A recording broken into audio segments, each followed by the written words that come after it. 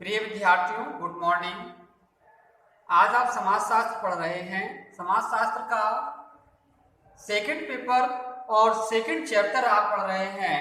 Second chapter का जो नाम है ग्रामीण नगरीय संयोजन संबंध। आज हम लोग पढ़ने जा रहे हैं ग्रामीण नगरीय संयोजन संबंध। सबसे पहले ग्रामीण के बारे में जानते हैं, इसके बाद नगर के बारे में जानते हैं और नगर से संयोजन का अर्थ क्या होता है और संबंध क्या होता है। प्रिय विद्यार्थियों, एक चीज आप बहुत अच्छे से जानते होंगे कि ग्रामीण क्या है। ग्रामीण वह है जहां पर 500 या 500 से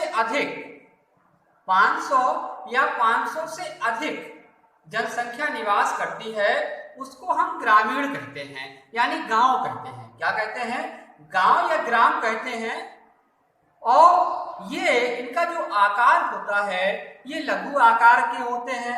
इनका आकार सीमित होता है, क्षेत्रफल इनका सीमित होता है और ये नगर की अपेक्षा बहुत छोटे होते हैं। क्या होते हैं? छोटे होते हैं। इसके बाद हम बात करते हैं नगर की।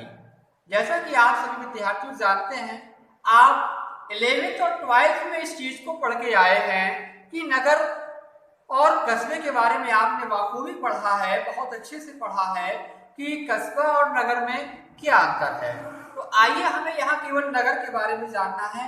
अभी आपको हमने ग्राम के बारे में बताया है, यानी गांव के बारे में बताया है। नगर जहां पर 1 लाख या और इससे अधिक 1 लाख या और इससे अधिक जनसंख्या निवास करती है, उसको नगर कहते हैं।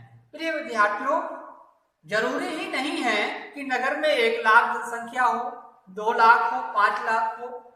आधुनिक दौर में कई लाख जनसंख्या हमारे नगरों में निवास कर रही है। और इसके बाद है अगला संयोजन, यानी नगर, ग्रामीण और नगर का संयोजन क्या है, यानी क्या संबंध है दोनों में, वो संबंध हमें आपको यहाँ पे जानना है। तो आइए प्रिय विद्यार्थियों, जानते हैं कि संबंध क्या है। आइएगा, तो पहला है भारत में ग्रामीण नगरीय संबंध।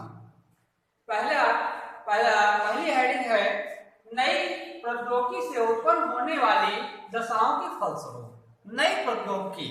प्रिय विद्यार्थी, प्रौद्योगिकी, हाँ, हम प्रौद्योगिकी की बात कर रहे हैं। आप सभी पढ़ के आए हुए हैं और आपने अगली क्लास में पढ़ा है प्रौद्योगिकी के बारे में कि नई प्रौद्योगिकी से उत्पन्न होने वाली दशाओं के फलस्वरूप आज के जो हमारे ग्राम हैं, नगरों की तरह जो आधुनिक हमारे ग्राम हैं, जो आज हम आधुनिक परिवेश में जी रहे हैं, यानी अपना जीवन यापन कर रहे हैं, वो नगरों की जैसे ही नई प्रौद्योगिकी का विकास करते जा रहे हैं। यानी नई प्रौद्योगिकी का विकास हो रहा है, जिससे हमारे जो ग्राम हैं, जो हमारे गांव हैं, वो नगर की आर्थिक स्थिति जैसे बनते जा रहे हैं। आर्थिक स्थिति जैसे बनते जा रहे हैं। कहीं ना कहीं हमारे जो ग्राम हैं वो नई प्रौद्योगिकी को विकसित करके अपनी स्थिति को बढ़ा रहे हैं और नगर की समकक्ष लाने की चेष्टा कर रहे हैं। जैसे कि आइए हम आपको बताते हैं प्रौद्योगिकी में, जैसे कृषि की आधुनिक क्रांति के दौर में पहले हल और कुदारी और फलाव से, यानी जो फावड़ा होता है, जो हल हुआ करते हैं, उनसे खेती किया करते थे हमारे किसान भाई। लेकिन जो कृषक थे, वो आधुनिक समय में उन सबका उपयोग कहीं ना कहीं एकदम सीमित हो गया है।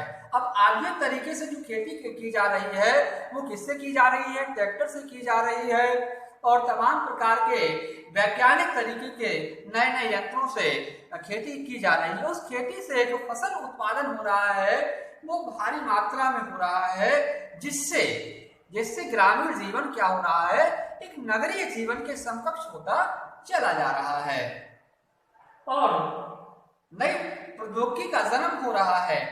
जैसे कच्चे फसल का उत्पादन करना और कच्ची फसल का उत्पादन करके उसको अच्छे दामों में उपयोग करके बेचना, यानी अच्छे दामों पर बेचना, जिससे नई प्रौद्योगिकी का विकास हो रहा है, कृषि का विकास हो रहा है, कृषि क्रांति है, मत्स्य क्रांति है और तमाम प्रकार की क्रांतियां हैं जो कृषि के क्षेत्र में यानी ग्रामीण परिवेश के विकास में बहुत ज्यादा सहायक हैं। आइए विद्यार्थी अगले जानते हैं ग्रामों में आर्थिक प्रतियोगिता।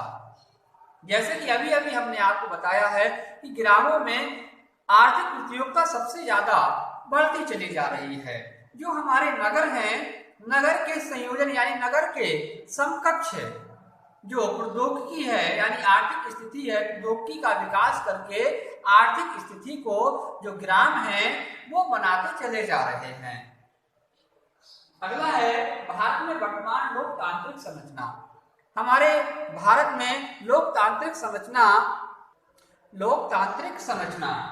तो भारत में वर्तमान लोकतांत्रिक संरचना, हमारे भारत में लगभग 72% जनता, या आप इससे ज्यादा भी कह सकते हैं कि 72% हमारी जनसंख्या ग्रामों में निवास करती है। इससे ज्यादा भी है जो ग्रामों में निवास करती है।